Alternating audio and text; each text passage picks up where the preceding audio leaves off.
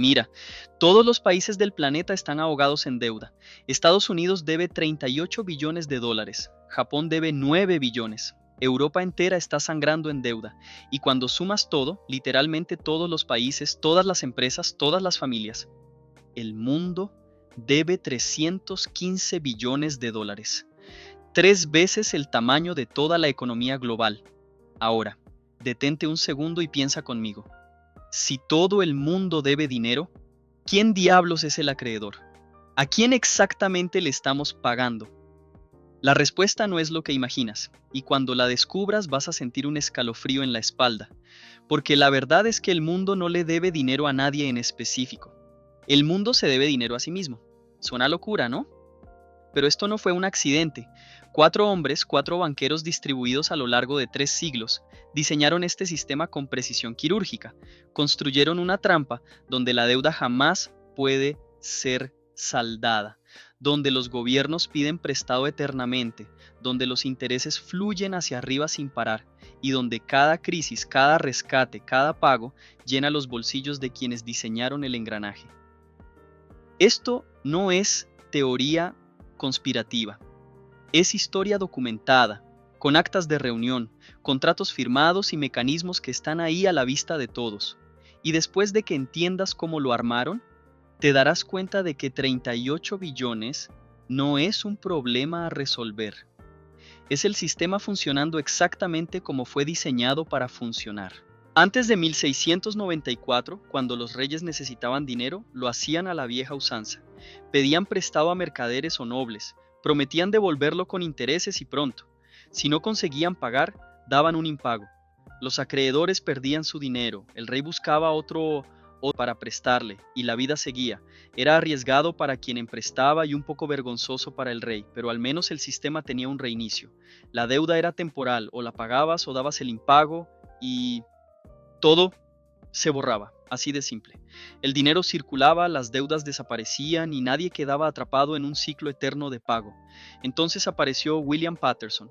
Este tipo era un mercader escocés que había intentado hacerse rico varias veces y había fracasado en todas. Pero en 1691 tuvo una idea que cambiaría el juego para siempre. Inglaterra estaba en guerra con Francia, el rey Guillermo III necesitaba dinero desesperadamente. El tesoro estaba vacío y nadie quería prestar nada porque Inglaterra ya había dado impagos antes. Fue en ese momento de desesperación cuando Paterson llegó con una propuesta tan absurda, tan genial, que parecía imposible que alguien la aceptara. Pero la aceptaron, y cuando la aceptaron, el mundo tal como lo conocemos empezó a entrar en una espiral de la que nunca más consiguió salir. Paterson llegó al rey con una propuesta que parecía cosa de loco. Él reuniría a un grupo de mercaderes ricos para prestarle 1.200.000 libras al gobierno, lo que hoy serían unos 300 millones de dólares, una fortuna absurda. Pero aquí viene el truco maestro. Ese préstamo jamás sería devuelto. Nunca. El gobierno pagaría intereses del 8% al año, para siempre, pero el valor principal, ese quedaría ahí, intacto, eterno como una maldición. Y para gestionar toda esta ingeniería, Paterson sugirió crear una institución completamente nueva, el Bank of England. Ahora te estarás preguntando, ¿por qué diablos algún mercader aceptaría prestar dinero sabiendo que nunca recuperaría el principal? Suena a estupidez, ¿no? Pero era genial, porque el pago de intereses estaba garantizado por el Parlamento, es decir, estaba respaldado por el poder de cobrar impuestos al pueblo. Mientras Inglaterra pudiera sacarle dinero a los ciudadanos a través de impuestos, los intereses seguirían cayendo en las cuentas de los mercaderes. Y los billetes que recibían a cambio de su oro, esos billetes podían negociarse, venderse, intercambiarse. Eran tan buenos como el dinero en sí porque pagaban intereses eternos. A comienzos de los años 1800, los gobiernos europeos ya habían abrazado la deuda con cuerpo y alma. Pedían préstamos para guerras, para construir carreteras, para pagar gastos del día a día. Pero aún era un caos. Cada préstamo se negociaba individualmente. Las tasas de interés variaban de forma absurda y solo los mercaderes más ricos podían participar del juego. Fue entonces cuando Nathan Rothschild entró en escena y industrializó la deuda soberana. La familia Rothschild había comenzado como cambistas en Frankfurt, pero a inicios de 1800, los 5 hermanos Rothschild ya tenían casas bancarias en 5 ciudades importantes: Londres, París, Frankfurt, Viena y Nápoles. Esa red era algo que nadie había visto antes. Podían mover dinero entre países más rápido que cualquiera, y usaron eso para dominar completamente el mercado de deuda gubernamental. Nathan Rothschild, que operaba en Londres, era el genio estratégico de la familia. Durante las guerras napoleónicas no solo financiaba a Gran Bretaña, él creó un mercado secundario de bonos. En vez de prestar directamente al gobierno, Nathan compraba los bonos con descuento y los revendía a inversionistas con ganancia. El gobierno recibía dinero de inmediato, Rothschild se embolsaba la diferencia y los inversionistas ganaban un activo negociable. Pero la jugada más siniestra llegó en 1815, en la batalla de Waterloo. Nathan se enteró de la derrota de Napoleón antes que cualquier otra persona en Londres. Su red de mensajeros era más rápida que los canales oficiales. Vendió bonos británicos en masa señalando que Inglaterra estaba perdiendo. Los precios se desplomaron. Todo el mundo entró en pánico y vendió también. Entonces, cuando los precios estaban por el piso, Rothschild recompró todo a precio de ganga.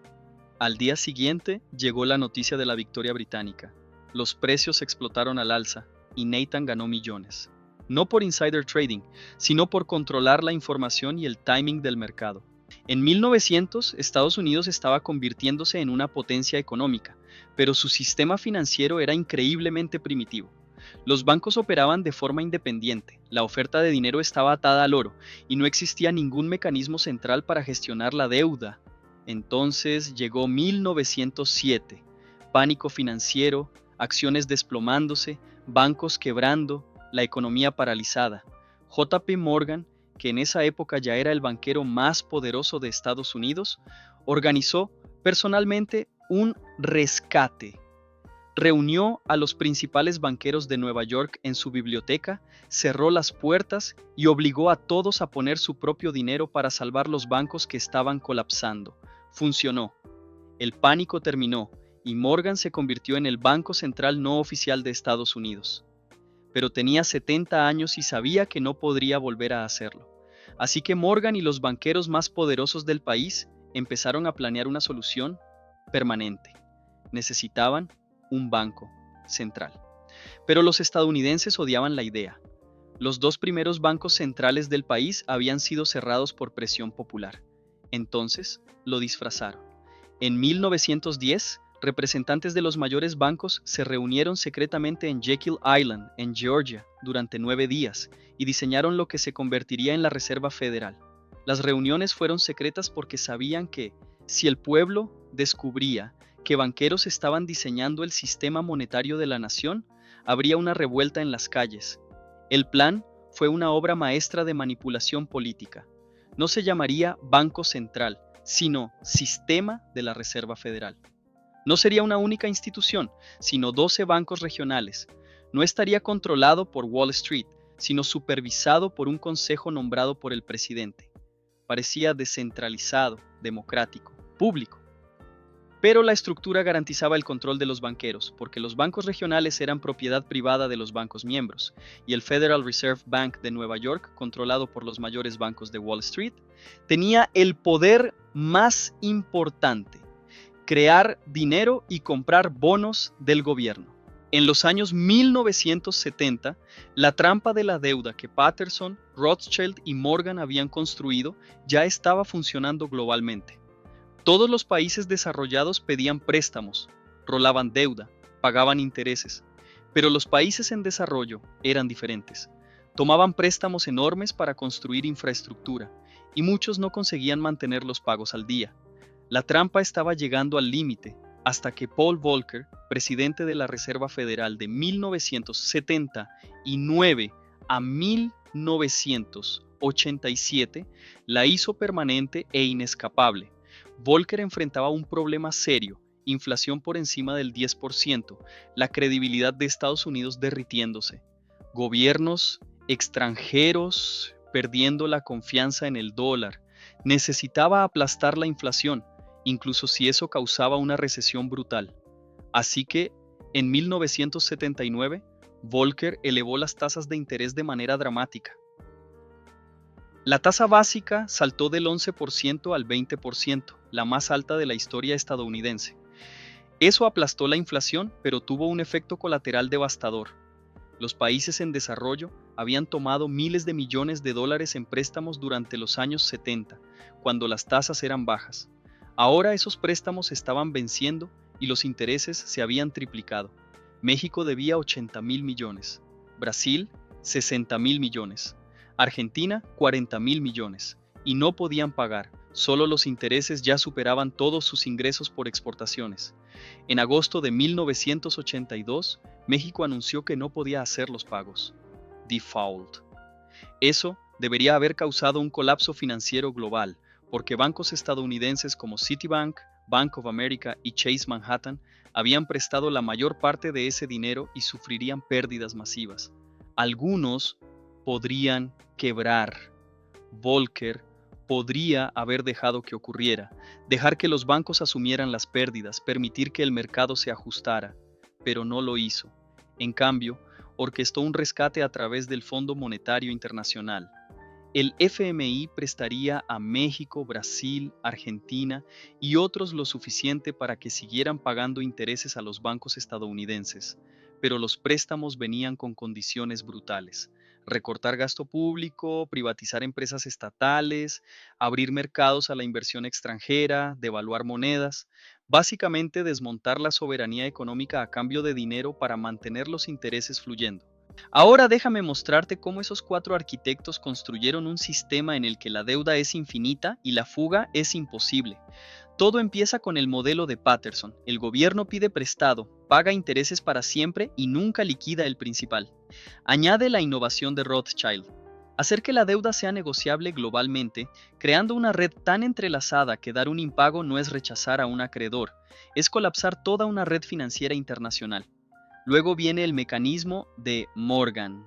Los bancos centrales crean dinero de la nada para comprar bonos del gobierno, generando demanda ilimitada y permitiendo que los gobiernos siempre puedan endeudarse más. Y termina con la trampa de Volcker. Cuando los países no pueden pagar, en lugar de perdonar, reestructuras. Mantienes los intereses fluyendo y extraes concesiones políticas y económicas a cambio. El resultado es lo que tenemos hoy: 315 billones de dólares en deuda global, gubernamental, corporativa y familiar, y nada de eso será jamás pagado. Aquí viene la parte que nadie te cuenta. Si Estados Unidos pagara los 38 billones de deuda, la oferta monetaria colapsaría, porque los dólares se crean cuando el gobierno pide prestado. Si la deuda fuera saldada, esos dólares desaparecerían. Deflación, depresión, colapso económico. Así que el gobierno nunca puede pagar. Tiene que seguir pidiendo en prestado, rolando la deuda y pagando intereses eternamente. ¿Y quién gana con eso? Las instituciones que controlan la deuda: BlackRock, Vanguard, State Street, Fidelity. Esos gestores de activos controlan billones, compran bonos gubernamentales con dinero de fondos de pensión, cuentas de jubilación, aseguradoras, y cobran los intereses, cerca de $1 billón al año solo de la deuda estadounidense, sin contar Japón, Europa y el resto del mundo. Ese billón en pagos de intereses fluye de los contribuyentes a los tenedores de bonos. Es la mayor transferencia de riqueza de la historia. Continua, estructural, invisible para la mayoría porque no se llama impuesto. Se llama servicio de la deuda. Pero el mecanismo es el mismo. Los trabajadores pagan, las instituciones cobran y la deuda nunca disminuye. Si esto cambió la forma en que ves la deuda gubernamental, si finalmente entendiste que esos 38 billones no son un accidente ni un error de gestión, sino un sistema funcionando exactamente como fue diseñado para funcionar, entonces estás empezando a ver cómo el poder realmente opera en este mundo.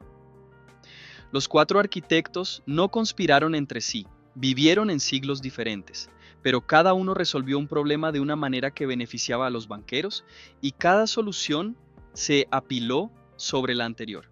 Patterson hizo la deuda permanente en 1694, Rothschild la globalizó en 1815, Morgan la hizo infinita en 1913, Volcker la hizo inescapable en 1982.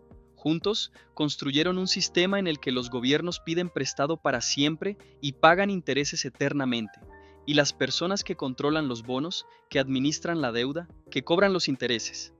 Esos son los verdaderos beneficiarios, no los gobiernos, no los contribuyentes, las instituciones financieras. Suscríbete al canal si quieres entender cómo se construyó esta máquina y quién la está operando, porque esto no te lo van a enseñar en la escuela.